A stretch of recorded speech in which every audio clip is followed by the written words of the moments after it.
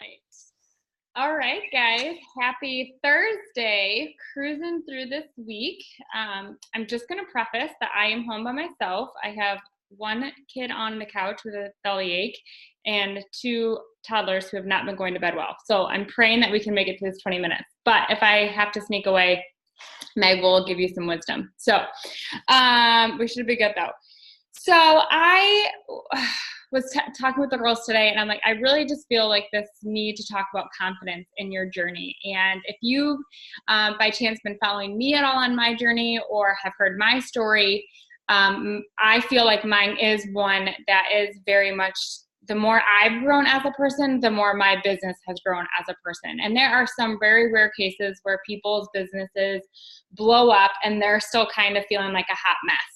But majority of the time, when I look at a successful coach, when I see, someone achieving something amazing, I look at also what are they overcoming in their life? What are they sharing? Where were they when they started as a coach, and where are they now? And when I look at my own journey, I am kind of blown away at the correspondence between how much I have grown as a person. And then I look at my business and I look at dips in my business and I think, where was I mentally during that time? And my hardest year of this business was 2016 after I had Hayden. And that year just like rocked my world. That pregnancy rocked my world. Everything, it was just hard. And then I had Lincoln, and it was like a totally different shift. It was like, I was more motivated. I was more sure of myself. And I truly believe God was like, I had to have you slow down because I knew you were going to have another one, but I still want this for you, but I have to have you do this first. And so I just kind of grew through that season, and I, not to toot my own horn, but I think going through those hard times, when you come out on top, you come out ready to do this. You come out with a brand new confidence because you just overcame something hard. And so that's what I want to talk to you guys about today. One of I like to call my mentor, Meg introduced me to his podcast, Bob Highlight. He is amazing. He says this: your network marketing journey is a journey of self-discovery, of self-growth, of self-development. If you are not developing, your network marketing business is not going to develop either. And that hit home for me. It was like he put words to what I was feeling. And that was like such a huge like wake up call that somebody else felt that way too. Like someone who is legit in this network marketing business. So it's 100% true. And there is no such thing as a small step. There's no such thing as something small for you. Like, I have brand new coaches texting me this week going, I put a post up on social media. Like, that's huge. Some people don't post. So for someone to start this business who's not posting on social media, to start this business that's social media based, and then do the things to do that, like, that's huge. Don't discredit that first step. Don't discredit where you are. Like, you have to take those first steps to start building that confidence. I didn't start out this way. Meg didn't start off posting her story and being comfortable doing it, but we had to start. I don't know if Meg, like when your time hop comes up or Facebook memories come up, do you just want to go, oh my gosh, like I can't believe I posted that 7 years ago, 6 years ago. I'm like, man, that would not fly today. It's so bad. Stock photos, like just a picture of a sweaty tank top, like things that I'm like, I can't believe I did that with no story, like, woohoo, Focus 225. Like, but we had to take that step. You had to get used to that. So know that we all start differently.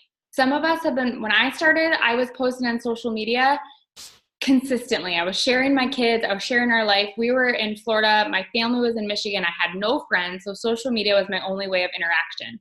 So we all start a little bit differently with that. And so maybe you've been posting like I was, and now you just need to take that one step to post your fitness journey. Maybe you just need to start posting on social media. It's okay.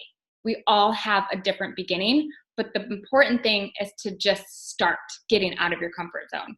we all have different fears to overcome. We all have different paths that we need to overcome and think about and look back and say, because of this, I am this way.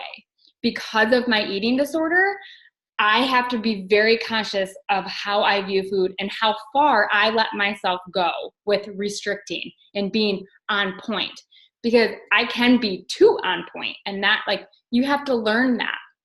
I have to overcome that. And when I overcome that and I share that, that's when I start to build that confidence. I start to see that growth. I start to make those connections with other people who are going through something similar or have gone through something similar. We all have different beliefs about ourselves. And I think the reason that this has been hitting so hard for me, because I believe that your confidence and your belief and the growth that you believe you are capable of grows with you. So I totally believed I could be an elite coach, 100%. I had that belief. I knew I could do it. Meg was cheering me on. We're going to get to that in a little bit. But I knew that I could do that. Now I'm sitting here and I'm like, do I really believe, Meg's going to giggle at me, like, do I really believe that I can lead a 10-star top 50 team? Like, do I believe that to my core? And honestly, right now, I don't think I believe that about myself. And that's okay. But I need to work through that. I need to figure out why I don't believe that. And what am I telling myself that I don't have? And that's when I start knowing that limiting belief about myself, that brings out a journey that I get to go on. So don't think that you're going to like break through and you're going to hit that goal of emerald, you're going to hit that goal of diamond, and it's going to be smooth sailing from there. Because then you're going to hit another roadblock. You're going to have a different limiting belief. You're going to, look at someone else who's above you and you're like, oh, I can't do that. There's no way. And then you need to kind of take a step back. But your belief in yourself is going to be challenged along this journey. It's not ever going to go like, all right, I can do this, and you're going to do this 100%. You're going to keep getting those little roadblocks. So personal development is the key to success in your business. And Meg might agree with me when I say I only wish I would have started taking personal development a lot more seriously in the beginning of my coaching journey. I think when we all started, Meg was 3 years into her business. Fairly new, because she was only really working her business for like probably a year and a half, 2 years by the time I came on maybe. And, it was one of those things, like, everyone's doing personal development. I'm like, I don't need a self-help book. Like, I'm fine. Like, I got this. No, you don't. There's a lot of work you need to do. So I really encourage you, as new coaches or coaches who are stuck or coaches who just can't break past their business plateau, you need to dive into personal development.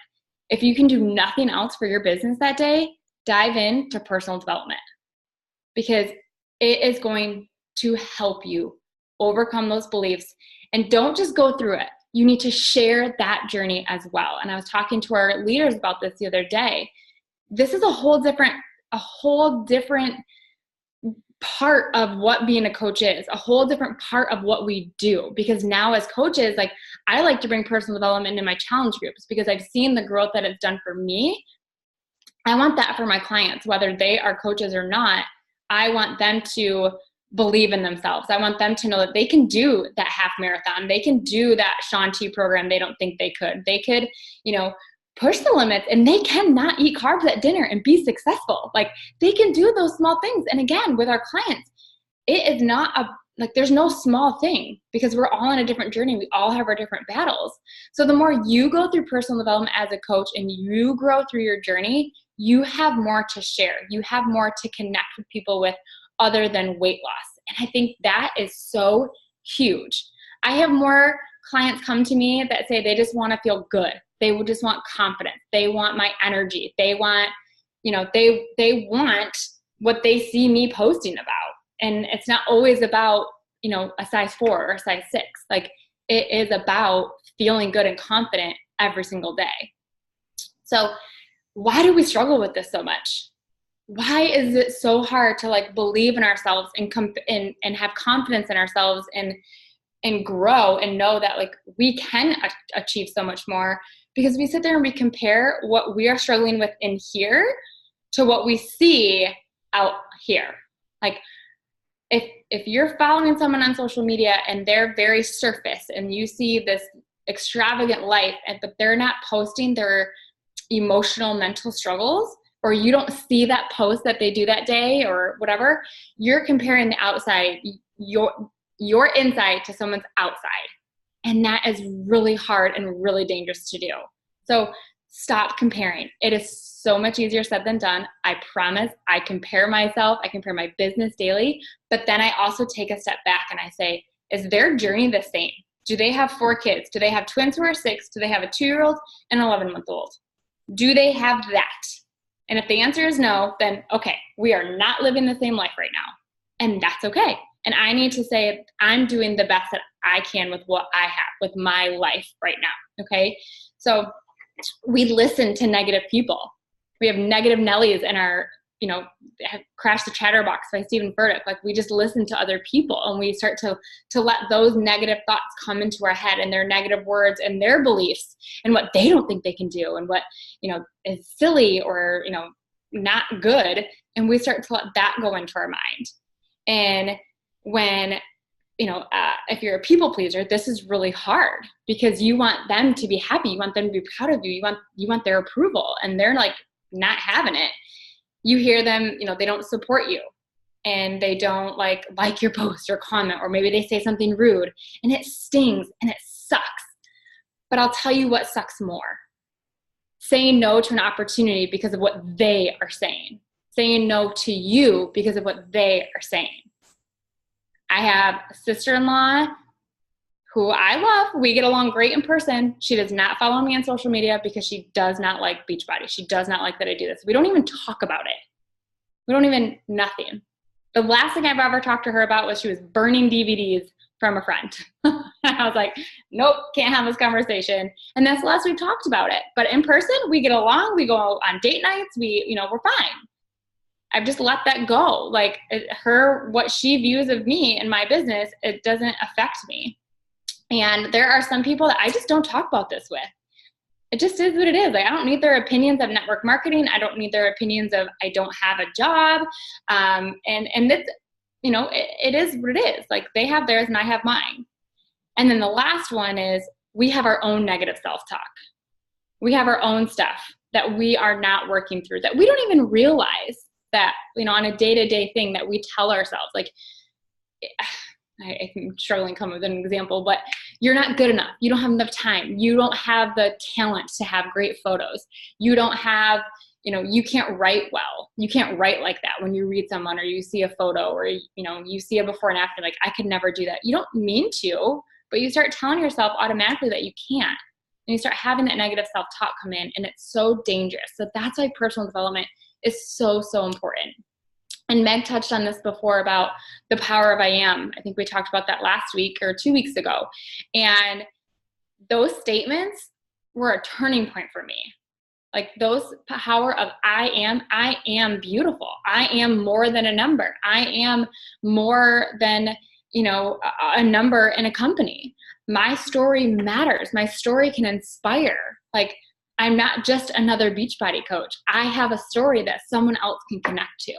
And start saying those I am statements when you start having those negative ones come in is huge. So that negative self-talk is key. So those are 3 reasons that we struggle to build confidence, that we struggle to build belief in ourselves, that we struggle to grow. So what can we do to counteract that? How can, besides personal development, what can we do? And I want you to start thinking about times that you felt confident, doing things that you've done that you have felt confident. Like this sounds silly, but if you're a mom on here, you birthed a baby. You grew a human and birthed it. I don't care how you birthed it. I've done C-section and VBACs, and both of them, I sit back and go, oh my God, my body did that. I endured that pain, and here I am to tell about it. Like that's a confident moment. That's a huge moment. Maybe, you raised kids. Maybe you can stand back and go, I raised these people, these little babies into people, like good humans. You've all accomplished something that you can stand back and say, I did that. I'm confident of that. think about those times and how you felt.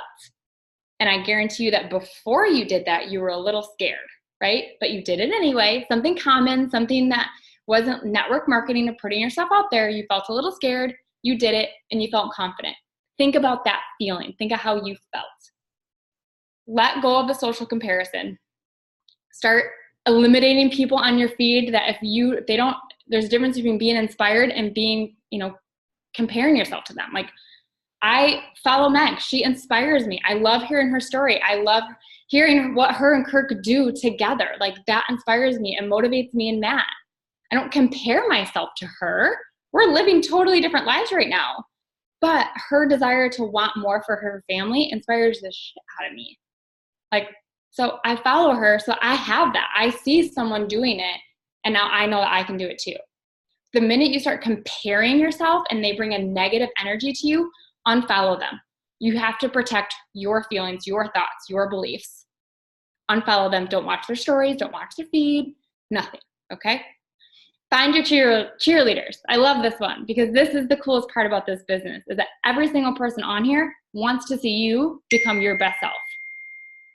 You are surrounded by people who want to just see you thrive. Like, I know I keep Meg, Abby, Leanne, like all of these girls for the last 6 years of my coaching journey have wanted nothing for me but to see me grow in my business and in my marriage as a mom. Like, they've all watched me go through this, like adding 2 kids, and it's been hard, but they have been there every single step of the way. You have people on this call to build that community with. My best friends are through this company, are through this team. I have some girls here, like we get along, we're fine.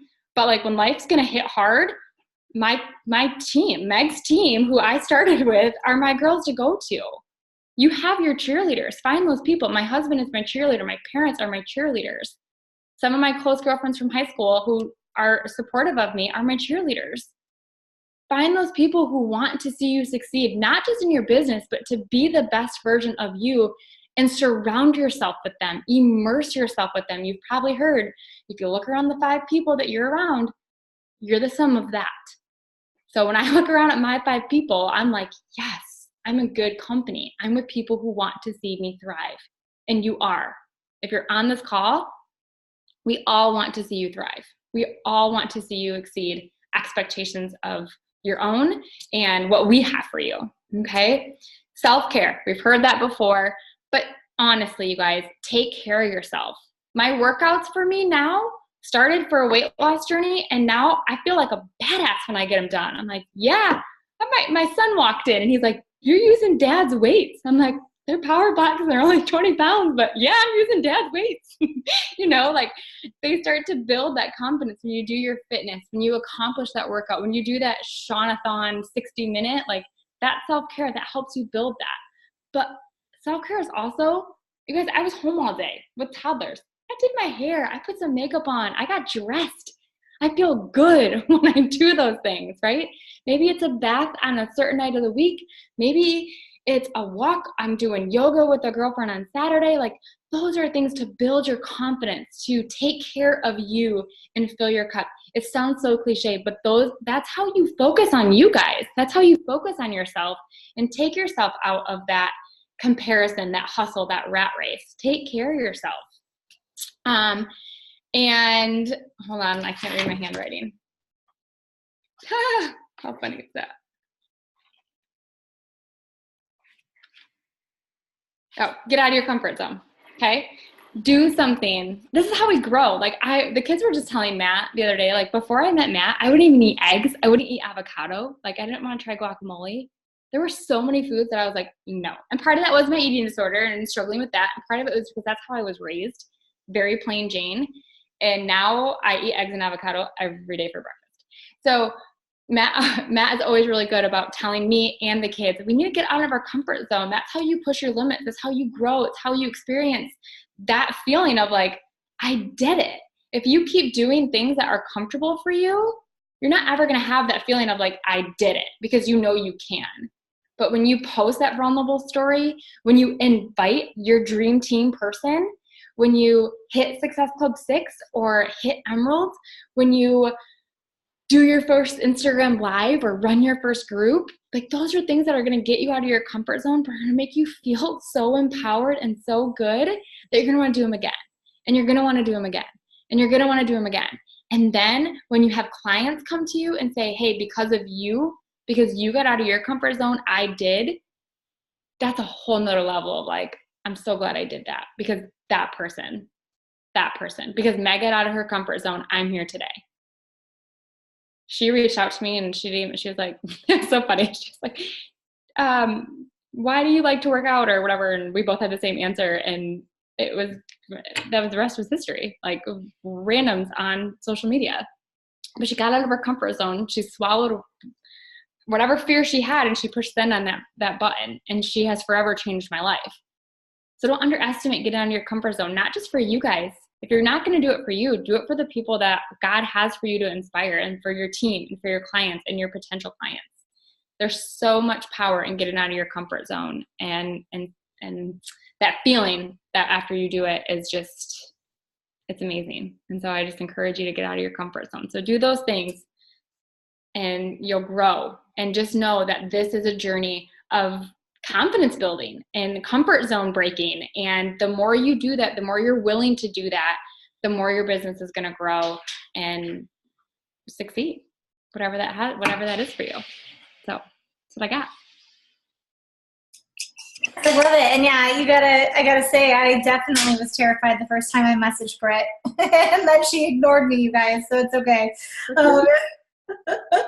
So if you get ignored, just know they could come back and be your top coach.